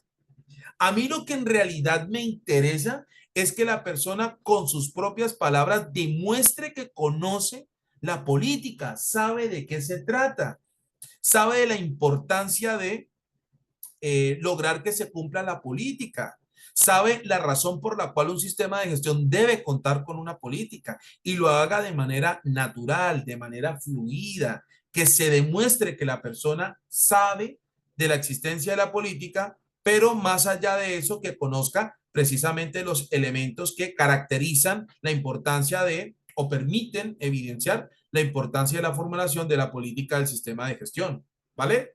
Ustedes también perfectamente pueden llamar a cualquier colaborador y hacerle la siguiente pregunta. Dama, caballero, ¿usted conoce los factores de peligro y riesgo laboral a los que está expuesto? Sí, claro, yo los conozco. Perfecto. ¿Usted me puede explicar dos de ellos? ¿Me puede decir qué medidas de prevención o intervención usted estaría aplicando para evitar que usted vaya a adquirir una enfermedad laboral o un accidente de trabajo? Dama, caballero, ¿usted sabe qué es un aspecto ambiental y un impacto ambiental? Sí, claro, señor auditor, yo sé de qué se trata. Perfecto. ¿Me lo puede explicar con sus palabras, por favor? Esa es la otra forma de evaluar la conformidad de la toma de conciencia o el cumplimiento de que en realidad la alta dirección se ha encargado y ha garantizado de generar esa toma de conciencia en todos los colaboradores de la organización. ¿Hasta ahí les quedó claro? ¿Me confirman, por favor, sean tan amables? ¿Listo? Esa es la otra forma o la manera alternativa con la que los miembros de la, bueno, en una auditoría, uno puede confirmar que efectivamente este, hay toma de conciencia. ¿Listo? Para que les quede esto completamente claro. Bien. Vamos entonces ahora con el antepenúltimo requisito del capítulo 7 y tiene que ver con la comunicación. Todos están observando la presentación que les comparto en pantalla, sean tan amables. ¿Sí?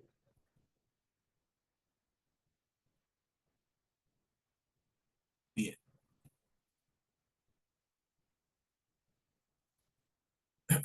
listo. Permítame un momento, por favor, y vamos a continuar acá. Entonces, ustedes bien saben que todos los seres humanos, ¿sí? Todos los seres humanos interactuamos a través del proceso de la comunicación, ¿sí? Como nos los han explicado nosotros desde desde la misma escuela, ¿sí? Desde muy pequeños, em, este, nos han dicho que en un proceso de la comunicación hay un emisor de un mensaje, hay un receptor de un mensaje, está el mensaje en sí mismo, está el canal de comunicación con el que se transmite el mensaje y finalmente está el código o el lenguaje a través del cual fue generado o digamos, formulado el mensaje. ¿Sí? Entonces, esto mismo sucede, esto mismo sucede con los sistemas de gestión. Dentro de los sistemas de gestión hay emisores de mensajes. Pueden ser los líderes de proceso, pueden ser la alta dirección, puede ser un colaborador, puede ser una parte interesada, etcétera, etcétera. En todo sistema de gestión hay receptores de mensajes. En todo sistema de gestión hay canales de comunicación. Es decir, en todos los sistemas de gestión existen comunicación interna y externa. ¿De acuerdo? En todo sistema de gestión hay mensajes escritos de una manera específica que se soportan a través de documentos. Entonces, la idea es que la alta dirección de la empresa garantice el establecimiento de mecanismos de comunicación interna y externa. ¿Y cómo se puede hacer eso? Perfectamente, la alta dirección puede constituir un procedimiento, un reglamento, ¿sí? O unas directrices en general que como mínimo contemplen lo siguiente, ¿sí? Permítame un momento, por favor.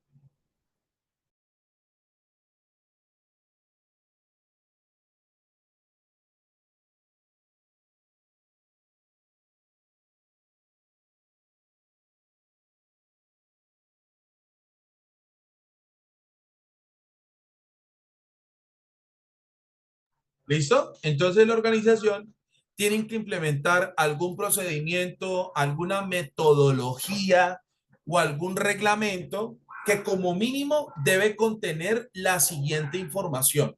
Atentos y atentas, por favor.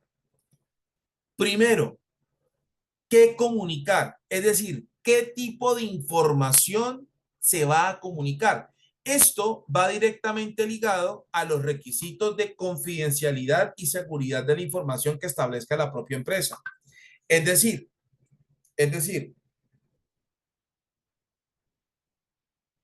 eh, es decir, no toda la información, o no, es decir, no toda la información se va a divulgar de manera abierta, por decirlo así. Y también habrá información, ¿sí? Habrá información, también que pueda circular de manera libre sin ningún tipo de restricción. ¿Bien? Entonces, ¿esto qué significa?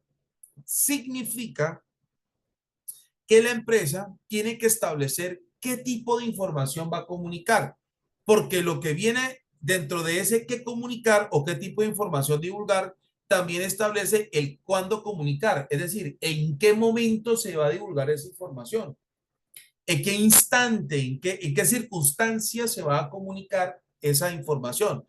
Luego, ¿a quién comunicar? Es decir, ¿a quién va dirigida la información? Que está directamente ligada con lo primero. ¿Sí?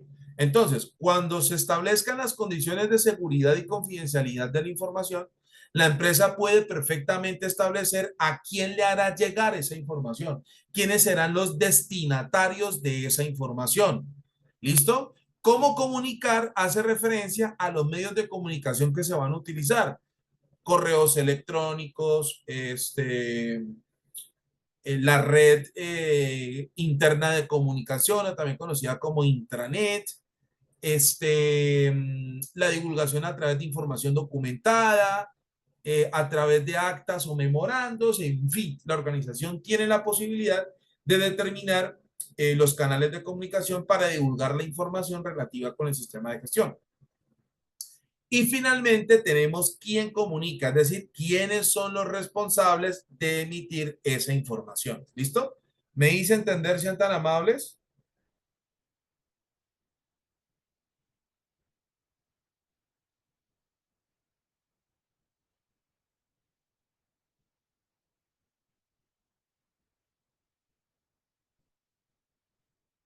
¿Listo?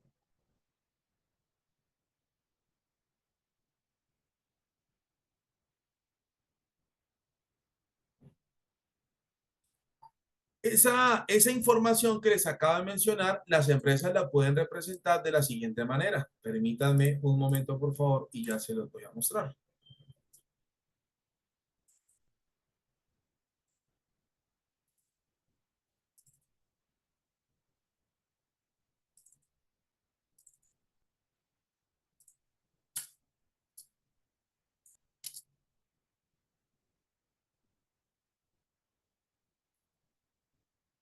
Bien, permítanme un momento, por favor, y vamos a... Ah, aquí está. Ahí estamos. Sean todos tan amables de confirmarme, por favor, si están observando lo que les comparto en pantalla.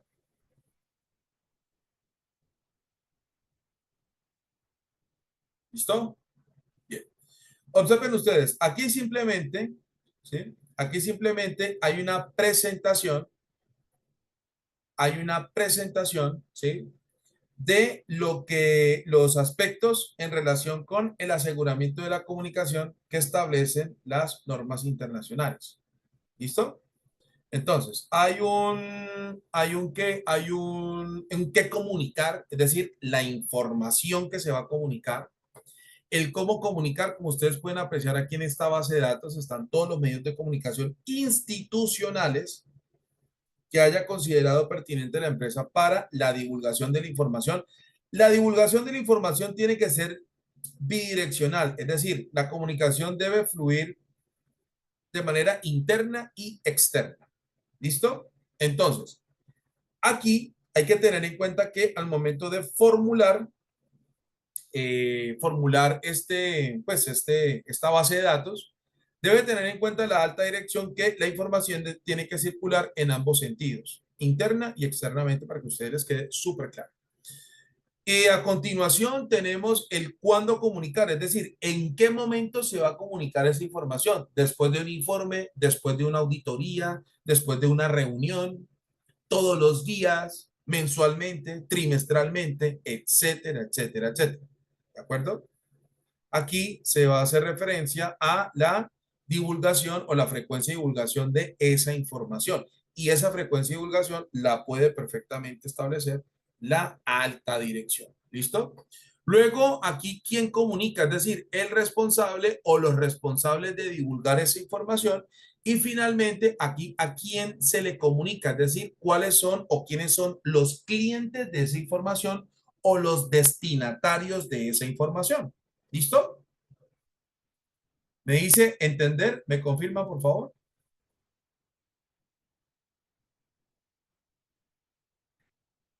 Bien, ok, vale, perfecto. Y esta es la base de datos. Este modelo que ustedes ven en pantalla perfectamente lo pueden encontrar en la carpeta de este proceso de formación. Y ahí ustedes van a encontrar todos los ejemplos de cómo la empresa puede formular precisamente los mecanismos de comunicación interna y externa. Bien,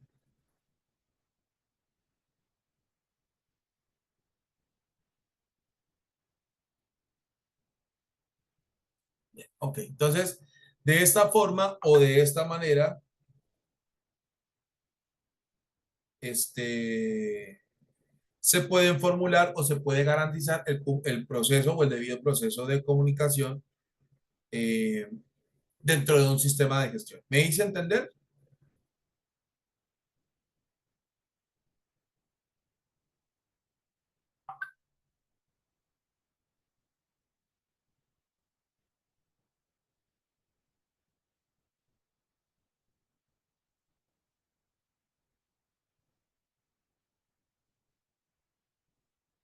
Bien,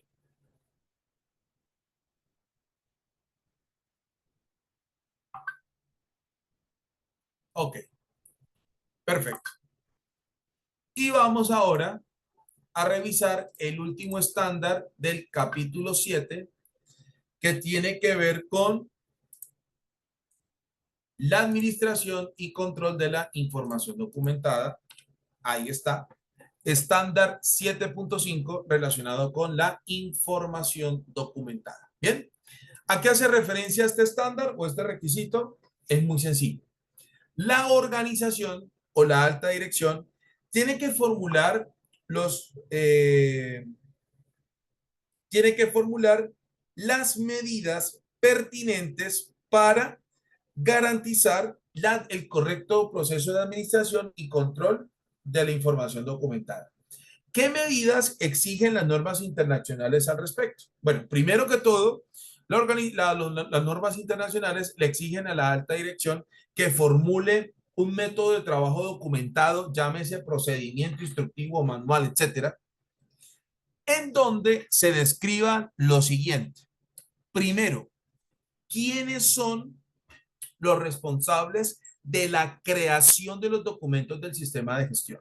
Bien, ahí los miembros de la alta dirección tienen que decir quiénes tienen la potestad de crear los documentos del sistema de gestión. ¿Listo? Normalmente se los dejan al responsable del sistema de gestión o le asignan esa responsabilidad a un equipo de personas encargadas de llevar a cabo la elaboración de los documentos de un sistema de gestión. ¿Quiénes se pueden hacer cargo? Los que considere la alta dirección. ¿Listo? Aquí no hay ningún tipo de restricción, aquí no hay ningún tipo de condiciones para que las personas se hagan cargo de la elaboración de los documentos de un sistema de gestión. Aquí esa responsabilidad la asumirá quien determine pertinente la alta dirección al respecto. ¿Listo? Segundo,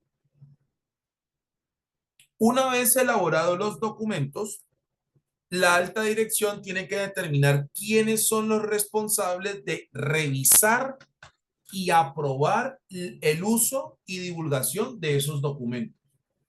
Bien puede ser la misma alta dirección o bien puede ser alguien que considere pertinente la alta dirección. ¿Hasta ahí me hago entender? ¿Me confirman, por favor?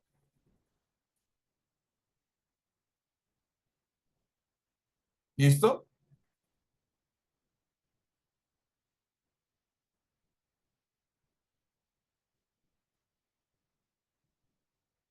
Bueno, muy bien.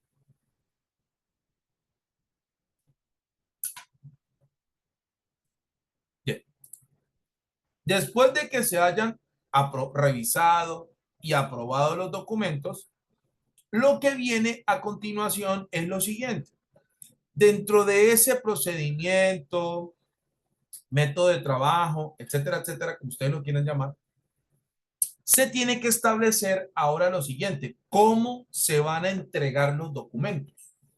¿Cómo se les hará entrega los documentos? ¿Cómo se van a distribuir los documentos dentro del sistema de gestión? ¿De acuerdo? ¿Vale?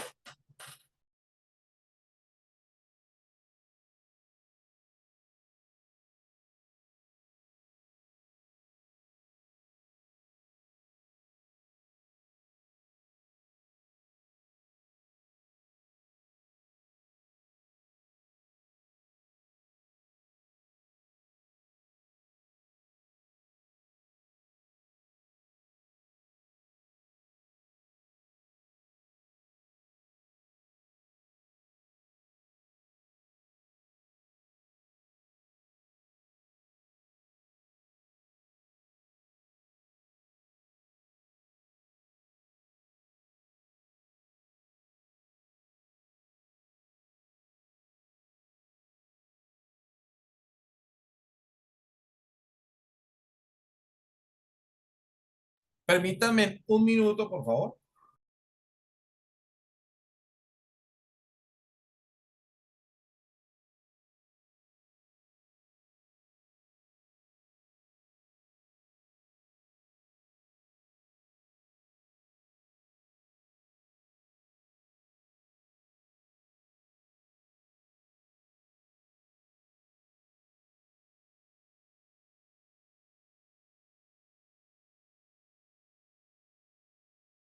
Bien, ok. Entonces,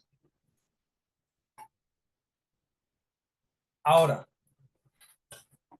después de que se hayan revisado y aprobado los documentos, entonces la alta dirección tiene que definir cómo va a distribuir esos documentos, cómo hará entrega, cómo le hará llegar los documentos a sus usuarios. La alta dirección puede decir, los vamos a entregar de manera impresa, lo vamos a enviar por correo electrónico, una copia controlada, es decir, una copia del documento que ha sido elaborado, revisado y aprobado por la propia organización, o lo vamos a poner a disposición en un aplicativo, en un software, en fin. La alta dirección dentro de ese método de trabajo documentado tiene que decir con exactitud cómo va a hacer la entrega, la distribución de esos documentos o de esa información documental. ¿Listo? Y también muy importante decir cómo van a identificar los documentos. Entonces, en este caso, les voy a mostrar aquí un ejemplo de cómo pueden identificar los documentos, ¿cierto? Que es a través de la famosa rotulación, que te las voy a mostrar aquí a continuación.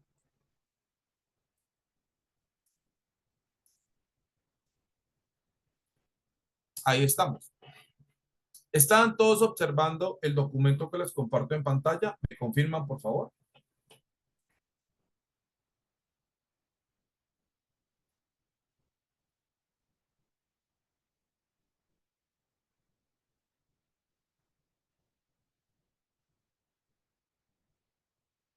Si la ven, me confirman, por favor.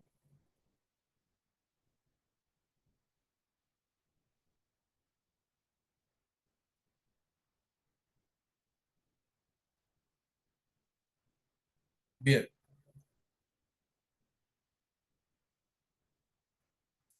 listo. Ok. Observen ustedes sí, que aquí les estoy mostrando la rotulación de un documento. ¿Sí? La rotulación o las características de la rotulación de los documentos los puede definir perfectamente la organización. Por ejemplo, ¿sí? Por ejemplo, en toda rotulación normalmente aparece en el costado izquierdo de la rotulación el logotipo de la empresa. En la parte del centro de la rotulación normalmente viene el nombre del documento y viene también acompañado del sistema de gestión que se está implementando o el nombre del proceso al cual pertenece el documento, en fin, todo eso lo puede determinar la alta dirección. Y en la parte derecha del documento viene definido la vigencia, es decir, la fecha a partir del cual el documento empieza a utilizarse y ha sido autorizado su uso oficial dentro del sistema de gestión. A eso hace referencia esa vigencia, la fecha a partir del cual ha sido autorizada oficialmente el uso de ese documento al interior del sistema de gestión. Luego viene la versión. La versión hace referencia al número de ediciones que ha tenido el documento. Nosotros hemos tenido la oportunidad de interactuar con libros o con cualquier texto, ¿sí? Que ha tenido una edición, una segunda edición, una tercera edición y así sucesivamente. Esas ediciones o esa versión hace referencia a la cantidad de ediciones de ajustes que ha tenido el documento a lo largo de su existencia. Entonces, en sistemas de gestión, prácticamente no hay límite de versiones para un documento. El documento puede tener todas las versiones que la alta dirección considere pertinente, es decir, la alta dirección puede actualizar la cantidad de veces que considere pertinente los documentos de un sistema de su sistema de gestión. ¿Listo? Bueno, y luego tenemos el código. Atentos y atentas con lo que les voy a decir a continuación. Ninguna de las normas internacionales establece la obligatoriedad de codificar los documentos. La codificación de los documentos es una decisión absolutamente libre y autónoma de la alta dirección. La alta dirección es la que toma la decisión si codifica o no los documentos. Hay unas organizaciones que codifican sus documentos. Perfecto, no hay ningún problema. Está bien. Hay otras organizaciones que toman la decisión de no codificar sus documentos. Perfecto, tampoco hay problema.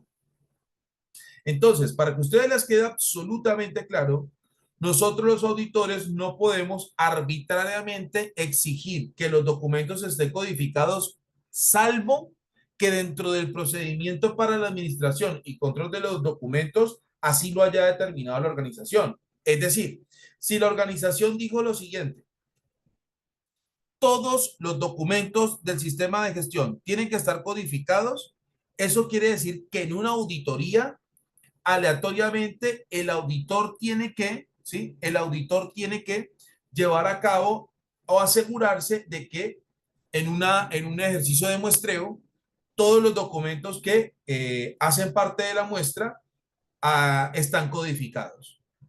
¿Me hice entender? ¿Me confirma, por favor?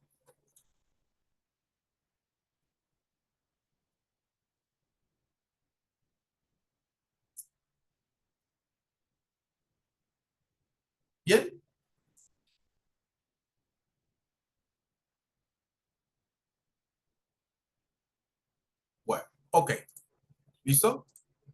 Bien. Entonces, para que quede súper claro lo de la codificación de los documentos, que no es obligatorio, a menos que la alta dirección haya determinado que precisamente todos los documentos tengan que estar codificados y esto tiene que cumplirse al pie de la letra. De lo contrario, la organización puede decir, no vamos a codificar los documentos, perfecto, listo. ¿Vale? Muy bien. Ahora, dentro de ese método de trabajo documentado, también la alta dirección debe contemplar lo siguiente. Todas las versiones o ediciones o cambios que se le apliquen al documento se tienen que controlar. Es decir, tiene que haber un registro de todas las actualizaciones que ha tenido el documento para conocer con exactitud toda esa trazabilidad. Normalmente, el control de cambios de los documentos están incluidos dentro de un recuadro, dentro de los mismos documentos, tal y como ustedes pueden ver en pantalla, ¿sí? Allí se hace la relación de las versiones o de las ediciones que ha tenido el documento a lo largo y ancho de su existencia dentro del sistema de gestión. Bien, entonces, de esta manera, la alta dirección puede controlar los cambios, ¿sí?, aplicados a los documentos o a la información documentada del sistema de gestión. ¿Listo? Algo que les quiero comentar con respecto a las versiones es lo siguiente. Una versión podrá cambiar a la siguiente, es decir, un documento podrá pasar, por ejemplo, de una versión 1 a una versión 2 o de una edición 1 a una edición 2 si y solo si los cambios son de forma más no de fondo. Ejemplo, que dentro del contenido del documento se cambien ciertas directrices, se eliminen o se agreguen directrices o se modifiquen directrices. Por ejemplo, tenemos un procedimiento de mantenimiento preventivo y correctivo y eliminamos algunos de los apartados que estaban en la versión inicial. Entonces, ahí está cambiando el contenido del documento. Está cambiando drásticamente porque está modificando prácticamente la estructura, la información documentada contenida en ese procedimiento. ¿Bien? O si se actualizó alguna directriz o si se agregó una nueva directriz. Entonces, en este caso, la organización, la alta dirección, podrá ahora aumentar la versión, es decir, pasar de una versión 1 a una versión 2, o a una versión 3 a una versión 4 y así sucesivamente. Cuando el cambio es solo de forma, por ejemplo, que el logotipo cambió de la empresa o que el formato de la fuente cambió o que los colores de las fuentes cambiaron, pero se mantiene el contenido del documento, se mantiene la estructura del documento, en ese caso, solo, como ustedes ven en pantalla, se mantiene la misma versión, pero se relacionan los cambios aplicados sin que esto signifique un cambio de versión o de edición del documento. ¿Me hice entender? ¿Me confirman, por favor?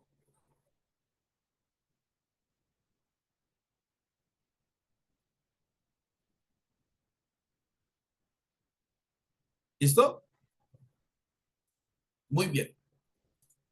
Y también dentro de ese método documentado, ese método de trabajo documentado, la alta dirección tiene que contemplar lo siguiente.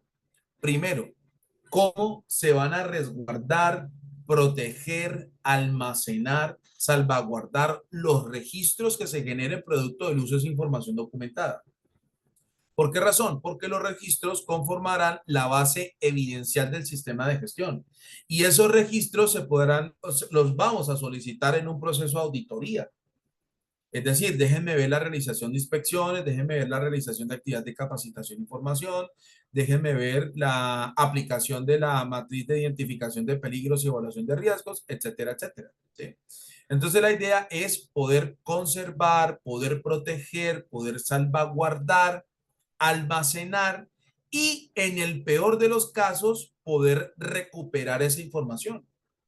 ¿Por qué razón? Porque digamos que la información documentada de una empresa no está exenta a que pueda sufrir algún daño. Por ejemplo, Si la organización tiene una sala de archivo para resguardar información documentada que está en medio impreso, ¿sí? Esa sala de archivo tiene que estar libre de humedades, esa sala de archivo tiene que estar libre de cualquier insecto o plaga que pueda comprometer la información contenida en esos papeles, en esos documentos por escrito. Tienen que estar libre del agua, de la luz del sol, en fin, y ninguna organización está exenta que algo suceda en esos lugares de almacenamiento de información documentada. Entonces, en caso tal de pérdida, las normas internacionales le establecen, le exigen a la alta dirección que tienen que implementar los mecanismos pertinentes para lograr que esa información se pueda recuperar y el sistema de gestión siga su funcionamiento común y corriente. Bien.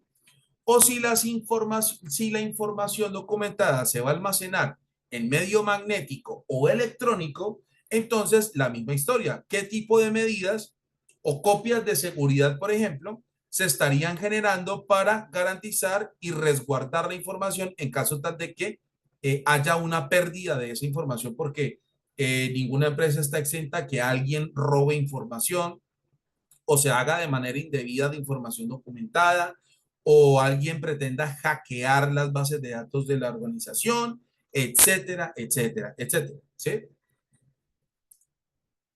Una consulta dentro de mi codificación, tengo fecha de edición de fecha de emisión, versión, si solo se realiza un cambio de logotipo de cambiar la fecha de emisión. No, Paola. Sí, bueno, sí, con respecto a las fechas de emisión o la vigencia, sí, claro, tienes que cambiar la fecha, pero la versión se mantiene. Y dejas claro aquí en el control de cambios, como puedes ver acá, que solo se hizo, fue un cambio de forma, más no de fondo. Se conserva la versión, pero se deja registro del cambio realizado y ya esta fecha con la que se realizó el cambio, pues ya entraría a ser parte de la nueva vigencia del documento. ¿Listo?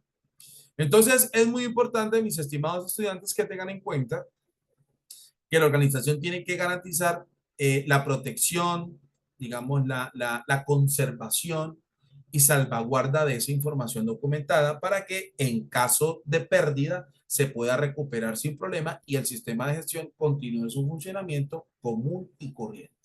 ¿Listo? Obviamente, la alta dirección, con gusto, Paola, obviamente la alta dirección también podrá determinar las directrices relacionadas con la seguridad y confidencialidad de la información. Es decir, pueden perfectamente asignarse ciertas restricciones para el acceso a la información documentada o solamente ciertas personas estarán autorizadas o ciertos roles estarán autorizados para tener acceso a la información documentada y la divulgación y distribución de la información puede perfectamente realizarse según lo que vimos en el estándar 7.4 relacionado con la comunicación. Entonces allí dentro de esa base de datos para garantizar la conformidad de ese requisito de la comunicación se puede contemplar que la distribución de la información documentada pues se hará en los medios que considere pertinente la empresa. Lo que les acabo de decir les quedó claro, me confirman, por favor, sean tan amables. ¿Listo?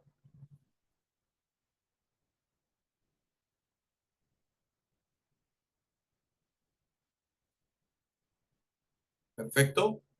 Muy bien.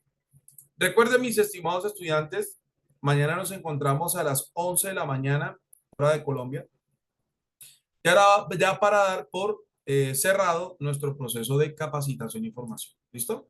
Mañana ya es la última clase, mañana ya cerramos este proceso de formación con los últimos capítulos de las normas internacionales.